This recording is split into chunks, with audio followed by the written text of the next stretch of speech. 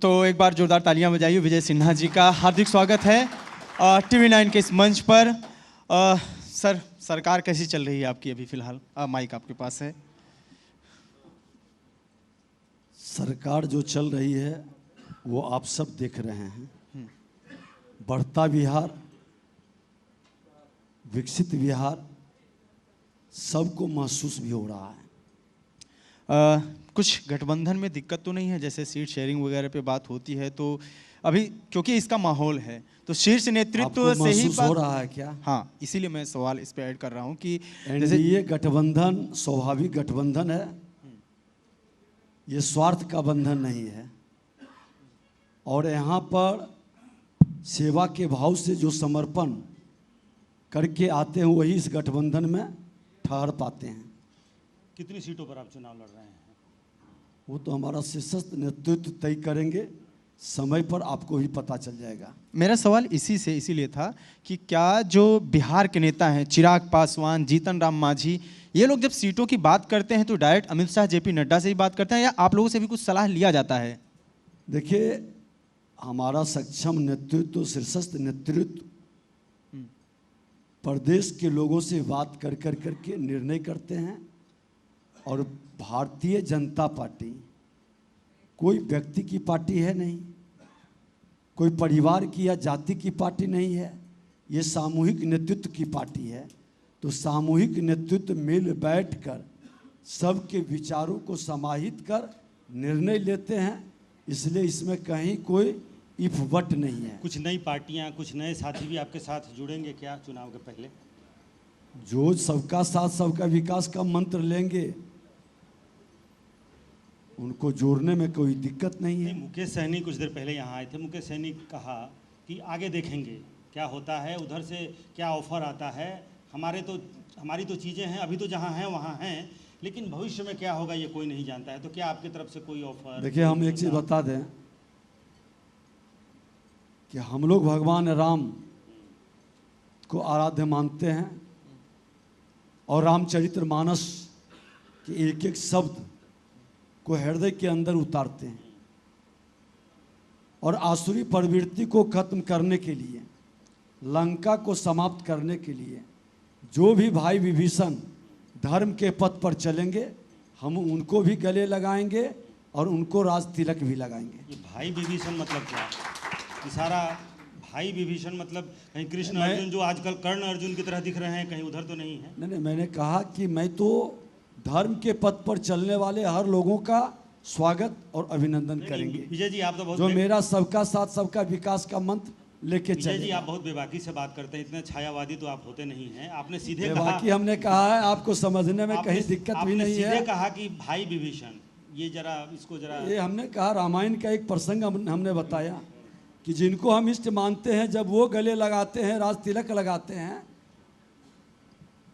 तो आसुरी प्रवृत्ति के नाश के लिए, अराजकता उत्पन्न करने वाले, जंगल राज का माहौल खड़ा करने वाले को समाप्त करने के लिए कांग्रेस और राजद ये आसुरी प्रवृत्ति के सूचक बन चुके हैं। और ऐसे मानसिकता बिहार को बर्बाद कर रहे हैं, बिहार के विकास के लिए बाधक हैं। बिहार में निवेशक इनके भय के कारण कदम बढ़ाता है, फिर ठहर जाता है। तो ऐसे लोगों को रोकने के लिए हम सत्ता के लिए समझौता नहीं करते हैं, सुशासन के लिए समझौता करते हैं। लेकिन फिर कहते हैं लोग कि विजय सिन्हा जी ने जब नीतीश कुमार इनके साथ आए तो बड़े प्रयासों से कई लोगों को आप लोगों ने एनडीए में लाया। प्रहलाद यादव एक नाम है जिनके लिए आपकी लड़ाई हो गई, ये चर्चे में मीडिया में बाकायदा। अशोक चौधरी से कुछ मतभेद है या मामला शांत हो गया? प्रहलाद यादव को ललन सिंह ने कह दिया लखीसराय का आतंक। देखिए, मैं एक चीज पहले ही बता दिया कि जो भी भाई विभीषण आएगा,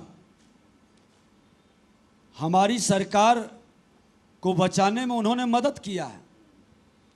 हमारे विधायक को, हम उस मानसिकता के नहीं हैं।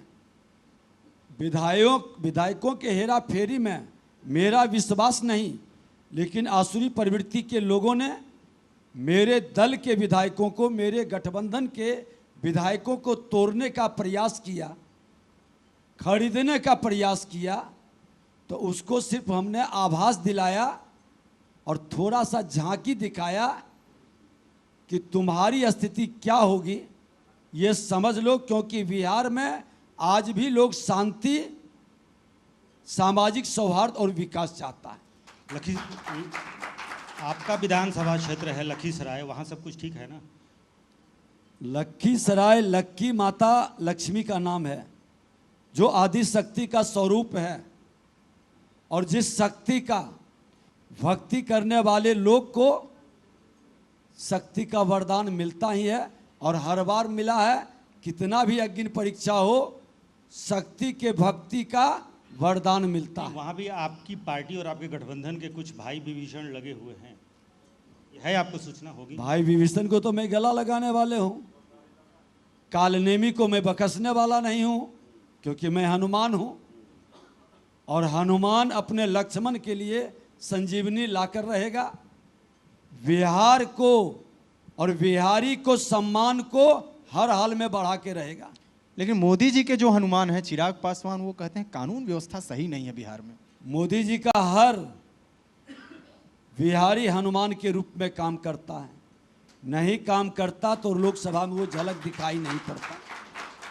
मानते हैं कानून व्यवस्था, कुछ आपने भी गुस्सा दिखाया था, यही सी पटना में दिन दहाड़े मर्डर्स होते हैं, अभी हाल फिलहाल में फिर एक घटना हुई है। मैंने दौड़ा के गुस्सा मारा गया दिखाया है। था, और मैंने चुनौती भी दिया था कि 72 घंटा में रिजल्ट देंगे, और 48 घंटा में हमने रिजल्ट दे दिया।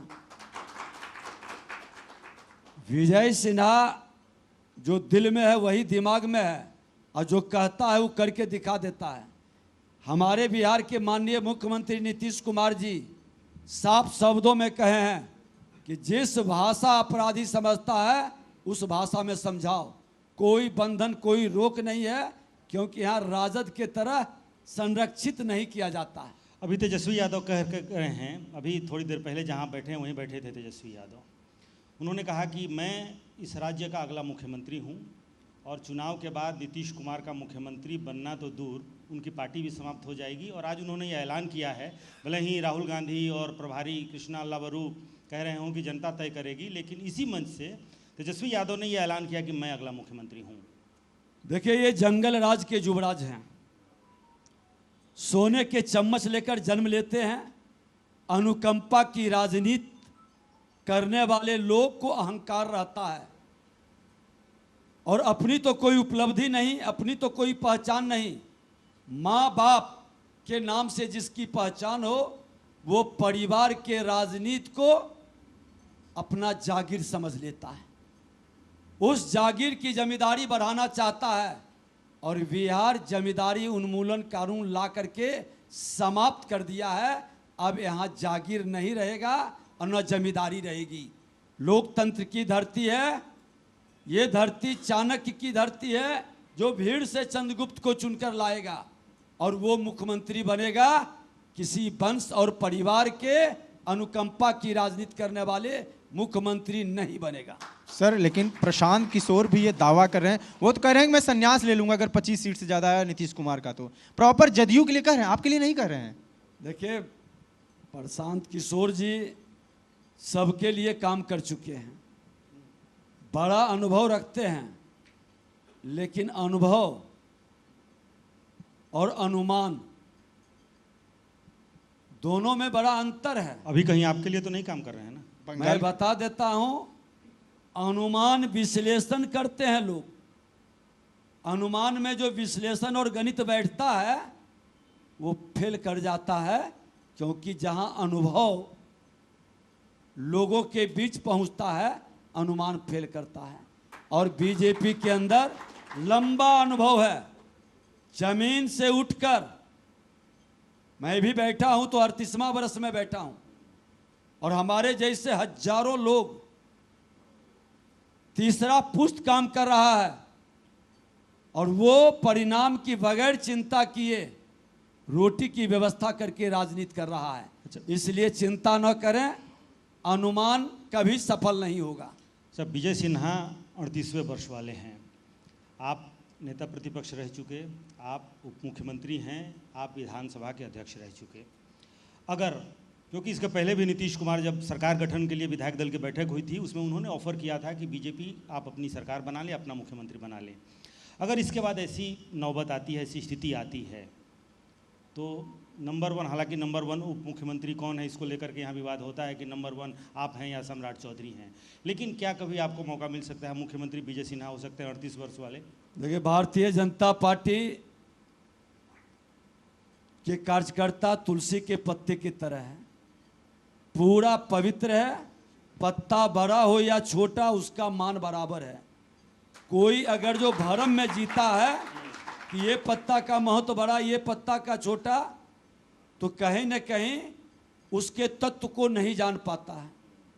और भाजपा में ये भेद नहीं है, बड़ा छोटा नहीं, हर लोग एक कार्यकर्ता, कल भी था, आज भी है, कल भी कार्यकर्ता रहेगा, उसमें कहीं प्रॉब्लम नहीं है। कोई इस भ्रम में न रहे। आप ये जो कह रहे हैं ये किसको ताकीद कर रहे हैं? नहीं, सबको, जिनको समझने में दिक्कत है, जहां आप इस तरह के कन्फ्यूजन निकाल रहे हैं, तो स्पष्ट कर लें कि तुलसी के पत्ते की तरह भाजपा का कार्यकर्ता है और सबका मान बराबर है। पद कहीं भी रहेगा।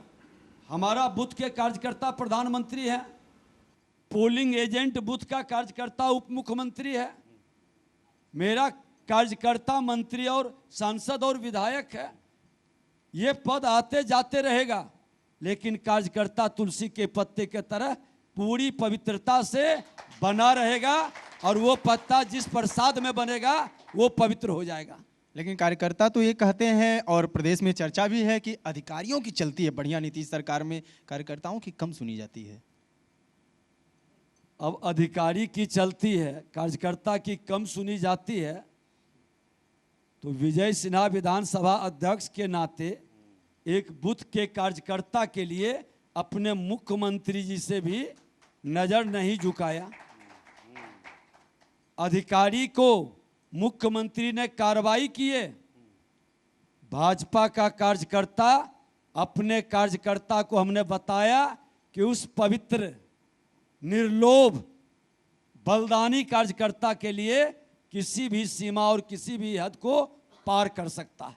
नहीं, मेरा सवाल तो ये था कि मुख्यमंत्री बनने के लिए व्याकुल कुछ कोई हैं बीजेपी में भी? तो व्याकुलता से काम नहीं चलता है, क्योंकि बीजेपी सामूहिक नेतृत्व की पार्टी है और मेरा नेतृत्व जब निर्णय लेता है तो हम लोग स्वीकार नहीं करते हैं, स्वागत करते हैं। इसलिए कहीं चिंता करने की जरूरत नहीं है। नीतीश कुमार ही मुख्यमंत्री होंगे, ये तय है? अगला मुख्यमंत्री कहीं कोई? आपको कई बार हमारा लेकिन सक्षम नेतृत्व, सामूहिक नेतृत्व ने इसका जवाब दे चुके हैं। उनके नेतृत्व में चुनाव लड़ेंगे, अनुभव की बड़ी किताब है और सुशासन स्थापित करने का उनके संकल्प के साथ भाजपा खड़ी है। अटल जी के श्रद्धांजलि पे आपने कहा था, 1 साल पहले की बात है, कि ये सफल तभी होगा जब भारतीय जनता पार्टी की सरकार होगी और हम सरकार में आएंगे पूरी तरीके से। मैं आज भी कह रहा हूं।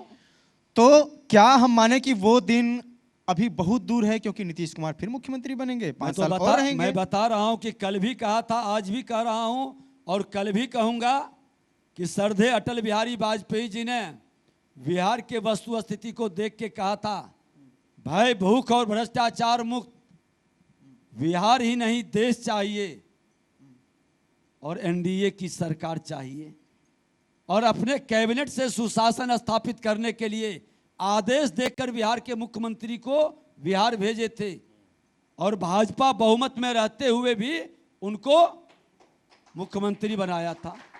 और उसका परिणाम देखें कि 2005 से 10 के बीच में 10 का जब चुनाव हुआ तो जो आज अहंकार में अपने को मुख्यमंत्री घोषित कर रहे हैं, उनका माई समीकरण, बाप समीकरण काम नहीं आया।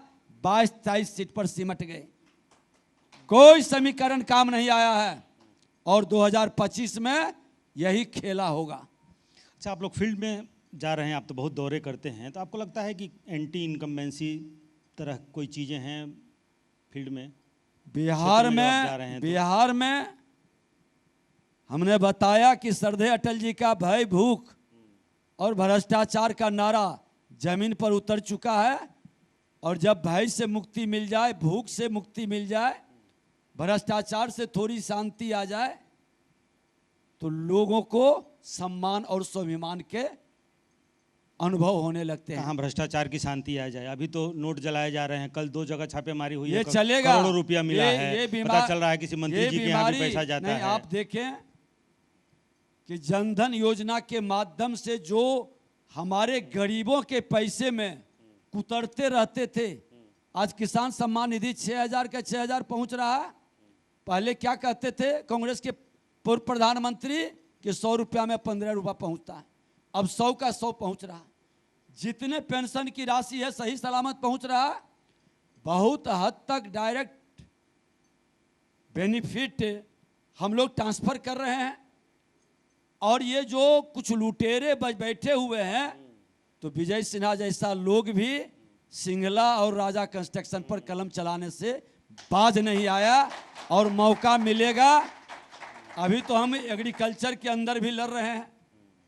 बिहार के अंदर खनन विभाग माफियाओं का जमघट था,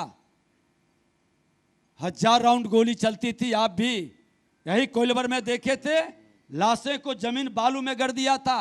आज कितना नरसंहार हुआ जब मेरे पास मुख्यमंत्री जी के नेतृत्व में माइंस पॉलिसी हमने लाया और 10,000 का इनाम घोषित किया। ओवरलोडिंग अवैध खनन रुका है, था तो राजद के पास, क्यों हिम्मत नहीं हुई? आज अनुरक्षण नीति पथ के अंदर ला करके चेहरे को पारदर्शी कर दिए। और एक नीति अभी और आने वाली है, कॉन्ट्रैक्टर नीति, जो लूट की छूट का वातावरण जिसकी चर्चा आप कर रहे हैं वो भी ब्रेक लगेगा। मतलब आप ये तो मानते हैं ना, आप पथ निर्माण विभाग में थे, वहाँ भ्रष्टाचार, अभी आपने जिक्र किया सिंगला कंपनी रोका। अभी आप कृषि मंत्री, राजद में कृषि कभी विभाग रुका में आप क्या? कह रहे हैं, खनन विभाग में आप कह रहे हैं, तो 3 विभाग आपके पास और तीनों में भ्रष्टाचार की बात तो आप खुद ही कह रहे हैं। नहीं, बदला है। मैं मुझसे पहले राजद थे। आज राजा कंस्ट्रक्शन का 26 करोड़ एक्स्ट्रा कैरेज गया के पत्थल के जगह पर पाकुड़ का बिल दे करके निकाला। कौन रोका? एनडीए गठबंधन रोकी। एनडीए गठबंधन के अंदर रुका। यही नेता प्रतिपक्ष तेजस्वी यादव जी कैसे बिल पास किए थे? जवाब है, बोल पा रहे हैं। 2021-22 में 1600 करोड़ राजस्व जमा होता है और आज हमारा 3567 करोड़ राजस्व प्राप्त होता है। 114% से ज्यादा राजस्व खनन में एनडीए गठबंधन में जाता है। ये एनडीए गठबंधन का परिवर्तन और भ्रष्टाचार रोकने का कदम है। ये बहुत हद तक हम लोग रोकने के प्रयास में हैं। उस मानसिकता को हम लोग समाप्त करने के प्रयास में। पीएमसीएच अस्पताल है, यहाँ पे काफ़ी चर्चे में रहा। आरोप ये है कि मनीष कश्यप आपकी पार्टी में थे, कार्यकर्ताओं की भी बात हो रही थी, वो यहाँ तक आरोप लगाए कार्यकर्ता जो छोटे हैं उनको कुछ नहीं छोड़ दिया जाता है, बांध के मारा गया ऐसा कह रहे हैं, वो उनका आरोप है। मनीष कश्यप को पीएमसीएच में मारा गया।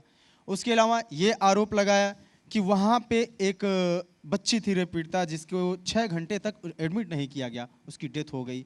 और भी कई तरीके के आरोप लगते हैं। आपको नहीं लगता कि अस्पतालों की व्यवस्था कुछ सुधरनी चाहिए, जो कि नहीं है सरकारी अस्पतालों की व्यवस्था सही? देखिए, पूरी आइडियल और आदर्श व्यवस्था बन जाएगी तो धरती स्वर्ग हो जाएगा। प्रयास हम लोग कर रहे हैं। कहां पर हम थे 2005 के पहले? कहां थे?